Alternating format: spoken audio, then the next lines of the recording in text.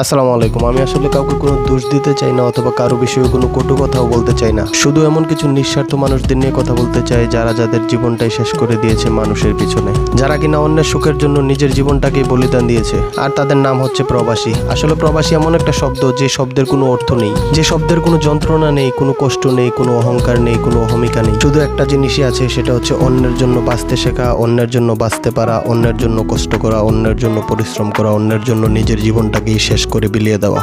বলতে পারেন কিছুটা মোমবাতির মতো নিজের জীবনটাকে ধ্বংস করে একদম দুমড়ে মুচড়ে শেষ করে দিয়ে অন্যকে আলোকিত করা। এই কথাগুলো আমার একার না, এই কথাগুলো লক্ষ প্রবাসীর অন্তরের চিৎকার। এই প্রবাসীদের কষ্ট আসলে কেউ বোঝে না, একমাত্র আল্লাহ ছাড়া এই প্রবাসীদের মনের কষ্ট বোঝার মতো পৃথিবীতে একটা আত্মাও নেই। না পরিবার, না দেশ, না সমাজ, না স্ত্রী, না সন্তান, কেউ আসলে প্রবাসীদের কষ্ট বোঝার চেষ্টাও করে না কখনো। আমার এই কথায় যদি কেউ মনে কষ্ট পেয়ে থাকেন, আমি আন্তরিকভাবে দুঃখিত। আল্লাহ হাফেজ, আসসালামু আলাইকুম।